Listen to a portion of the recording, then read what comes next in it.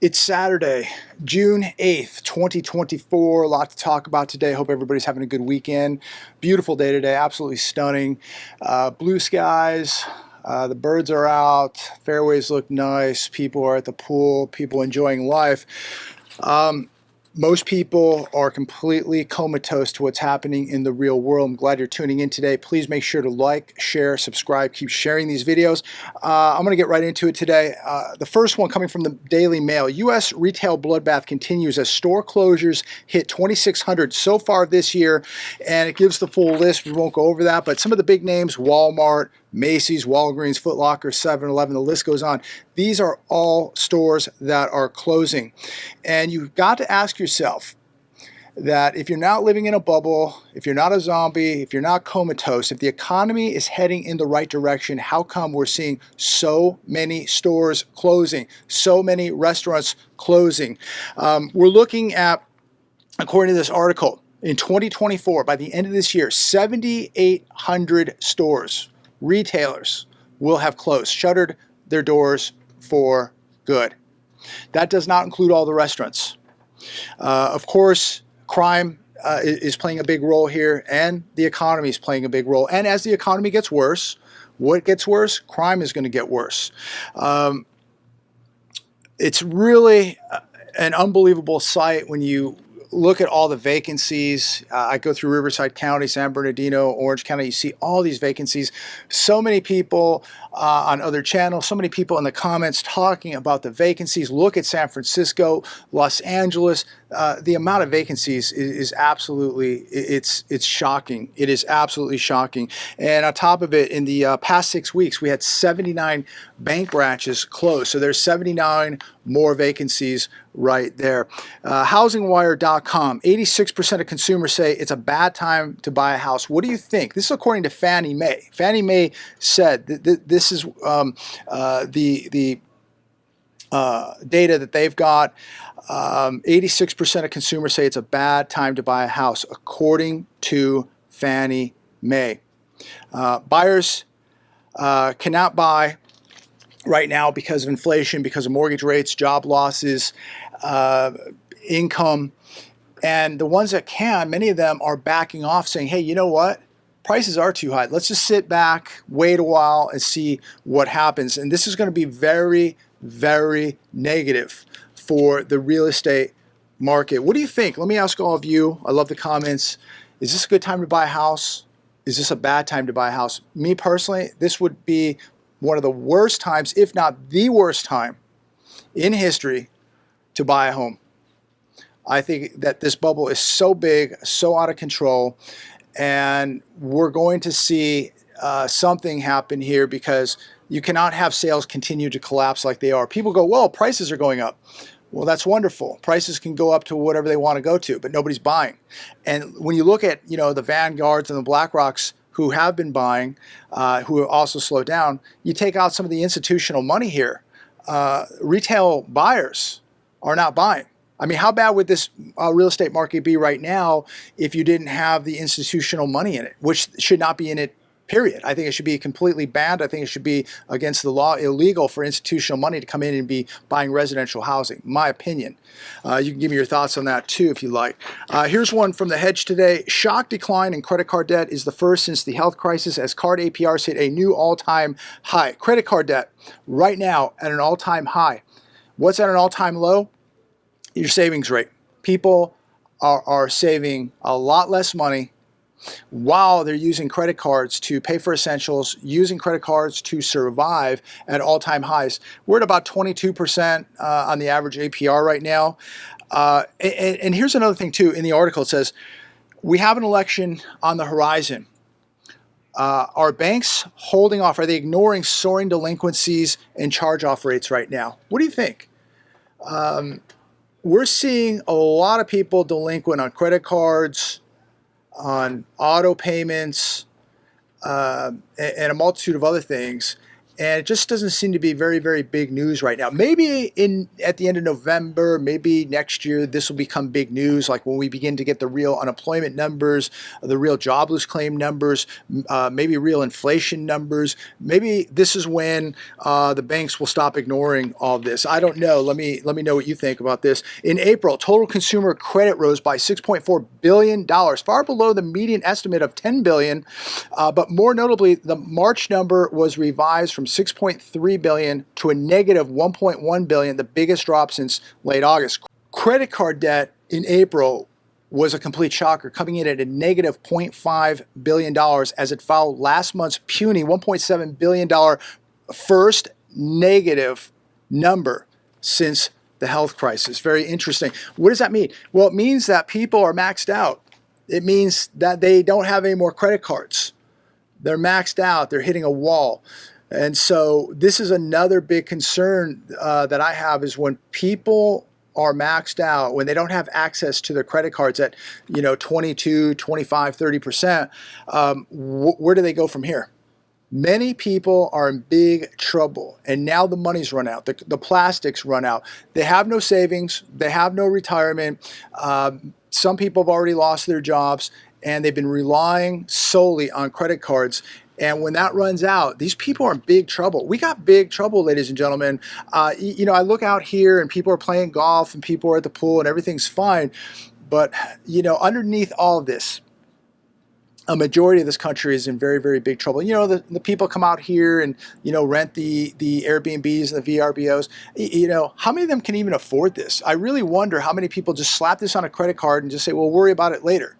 When you look at 43% of these retail businesses not paying their rent or being late, how bad is the consumer if the retailers are in this condition, this shape? How bad is the consumer? Wall Street admits the biggest economic shocker. All jobs in the past year have gone to migrants. Prices have never been higher, and they're starting to accelerate again, according to the article. And while this is taking place, while prices of everything is going up and accelerating, all the jobs created in the past year have been part-time jobs. And many of these jobs haven't even gone to Americans.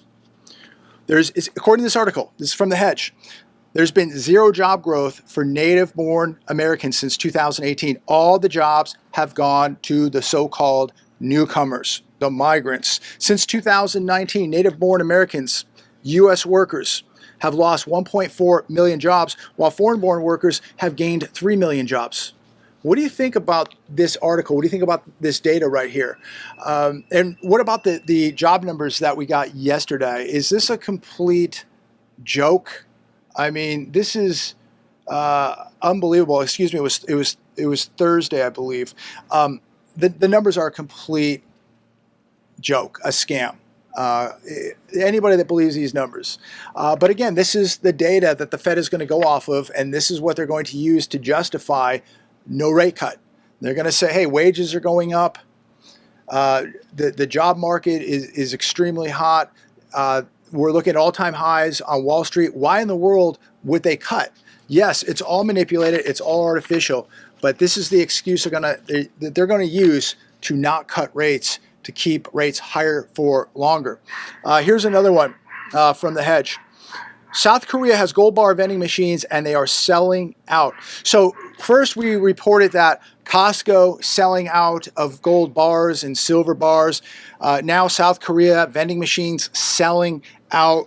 And what does it all mean? It means that people don't trust monopoly money, that they want to hold something tangible. They want to hold something solid, that especially here in America, they're willing to give up paper money, monopoly money, and buy something real while they're out shopping for dog food and a coffee maker at Costco and maybe a $1.50 hot dog and Coke.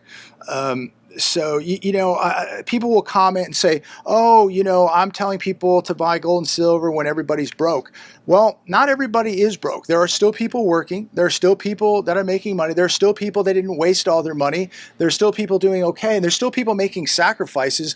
And there's still people going to Costco, buying gold, buying silver, and they're going to continue to do this. And I think even a better place to buy from is from SD Bullion, the link that I have down below. Been dealing with them for 6.5 years. So if you go to Costco, if you want to shop at Costco, great. But if you don't want to buy a bar, you just want to buy an ounce of silver or gold or a couple ounces, and you need a reputable place, go to my link down below.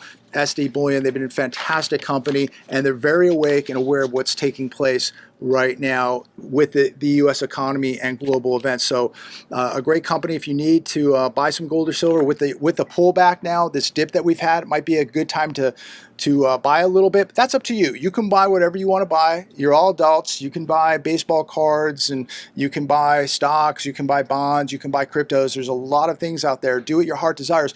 But if you're in the market and you're thinking about buying a little bit, I advise that you go to SD Bullion. Another article today, Dollar General shifts 12,000 stores away from self-checkout due to thefts. This is the world we live in. If when I read an article like this, I have to think, if theft is this bad right now, with all these store closures, with now Dollar General shifting 12,000 stores away from self-checkout. If things are this bad right now with theft, how bad is it going to get?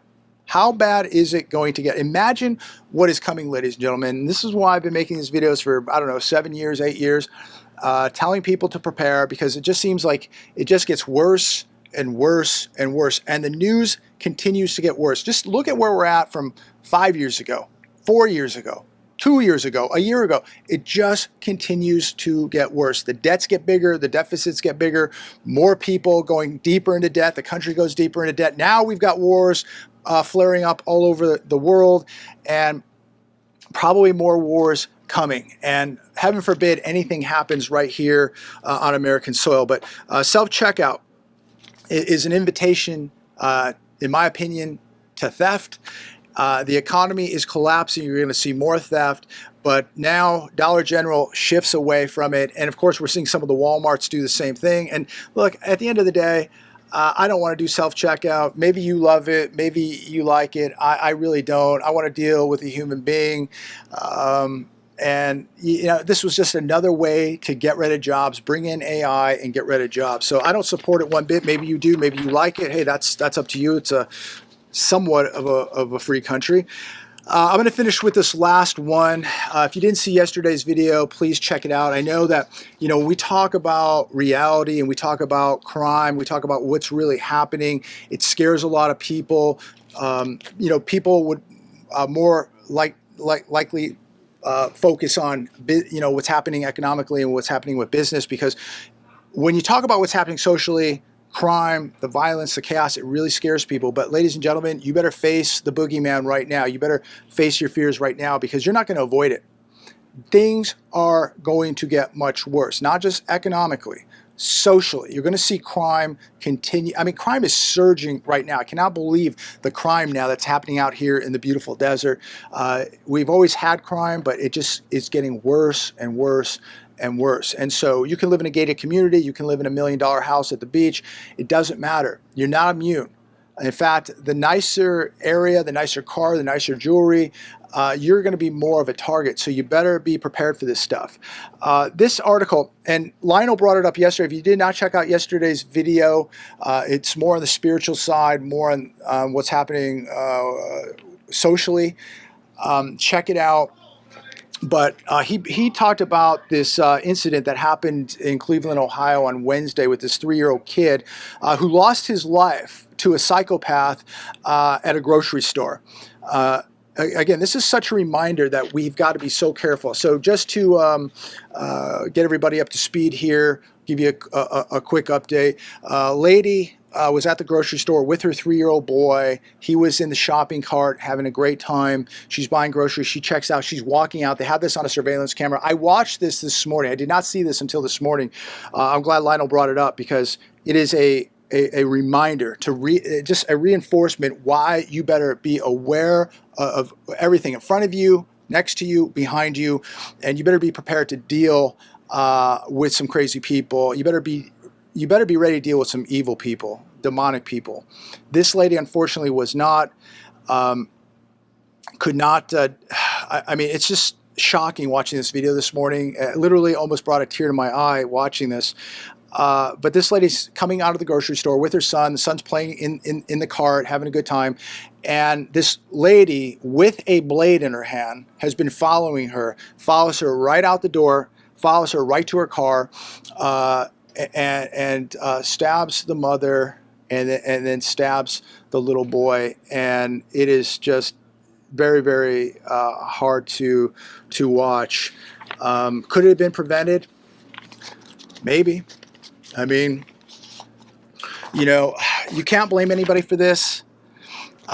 This should never happen. This is absolutely evil, demonic, to do this to somebody. But this is the world we're living in right now. And especially if you have kids, this kid was defenseless.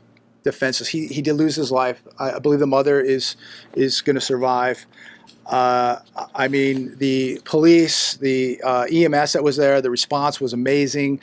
Say a prayer for these people. I mean, I do believe in the power of prayer. Say a prayer for this mother. To the little boy, rest in peace. This is just an absolute tragedy. But we're watching this happen literally almost every day now in this country, in America. I mean, this is just needless. Somebody just picked this woman and her little boy out and just wanted to take life.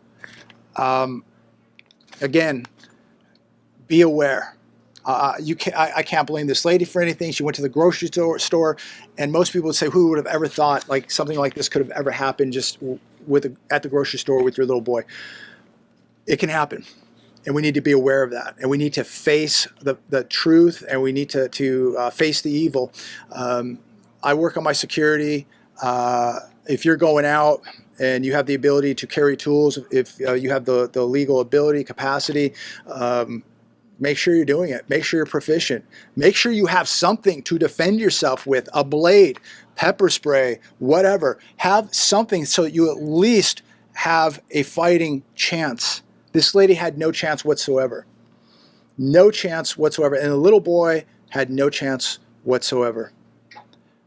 Do everything in your power to be aware, stay off the phones, scanning and assessing, know what's going on around you, behind you, next to you. And again, if you have the ability to carry specific tools, do so. Do so. If that woman was trained and had the capacity to carry the proper tools, maybe that little boy would be alive. But that doesn't. And I'm not judging. I'm not blaming. But we've got to start taking responsibility here and making sure that we're proficient and trained, because if we're ever in that situation, it doesn't end like this. This is a wake-up call, a reminder to all of us not to be lazy, to be training, to be proficient, to carry those specific tools, something that at least gives us a fighting chance so that things don't end up like this.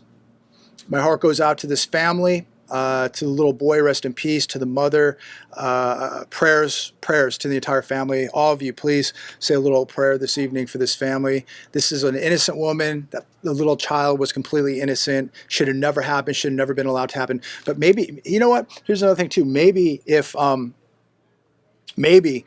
somebody, you know, was licensed to carry the proper tools, was in the vicinity, was there, maybe could have prevented this. Maybe they could have prevented this, you know, a sheepdog. But nobody there obviously had that ability or was there at the time, whatever. You may one day come across something like this, and you may be called in to prevent something like this. You may be called to prevent the taking of life. Be prepared, ladies and gentlemen. It might not just be your life. It might not be a family member's life. It might be somebody else's, like this woman and her kid. You might find yourself in a situation like that. What would you do? Are you prepared to deal with it? You know, Aaron saving a couple lives last week with his training and his emergency bag, being able to help save that 81-year-old who went into cardiac arrest. The young woman who got run over by the boat last week at the lake. He had the proper training and equipment to deal with it. Make sure that we're leaving the house, maybe that we have a tourniquet in the car, maybe an emergency trauma kit, and of course the proper tools to defend ourselves and other human life. That's my opinion. Let me know your thoughts. Comment down below. A lot of people don't want to hear this stuff. It scares them to think, oh my gosh, that could have been my kid. Yeah, it could have been. So what are you going to do? Are you just going to hope it never happens? Are you too afraid to, do anything about it, to prepare for it? That's the problem. People just say it will never be them. It's a 1 in a million until it's you. Remember, we're all resorting back to our training. If we have no training, we're resorting back to nothing, which means we lose, and quite possibly a family member loses too. So as I leave you today, it's nothing pretty. It gives me no satisfaction to talk about these things. I mean, it is just so painful to watch a video like that and read the article and just think about what that family's going through right now. Do what you can to prevent things like this from happening to you and other people. I'm going to leave it there today. I don't want to rant, but God bless every one of you. Thanks for tuning in. Please make sure to like, share, and subscribe. Share these videos, ladies and gentlemen. Make sure you're getting in the best physical condition that you can get in. Make sure that you're working on your security and that you're proficient, and make sure that you're working on all dimensions in this life. It is time to walk the walk. That doesn't mean that, oh, I have enough gold and silver and food, I'm fine. You better be working on everything. Your spirituality, your relationship with God, how much food and water you have, how many assets you've put away, how much training and skills you have, your mentality mentally. These are all things we could all be working on. So, yeah, you can go out and play golf today, or you can go prepare today. It's up to you. But we're getting very, very close to something. That's how I feel. That's my perception of things right now. Let me know your thoughts. Are we getting close to something, or do we have years before something happens? I think we're getting very, very close to something. I've never seen so many things happening at the same time. And one of these bubbles is going to get pricked. And when it pops, all hell will break loose, financially, socially, spiritually, you name it. So be careful out there.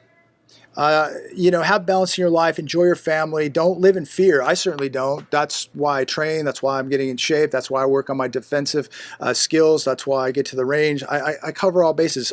Financially, all debts are paid. So I sleep well at night. I don't live in fear. I'm willing to stand up to it, and maybe it'll beat me, maybe I'll lose, but I'm going down with the fight. I will promise you that. And my advice is you should go down with the fight too. But I'm going to leave it there. God bless every one of you. Talk to all of you soon.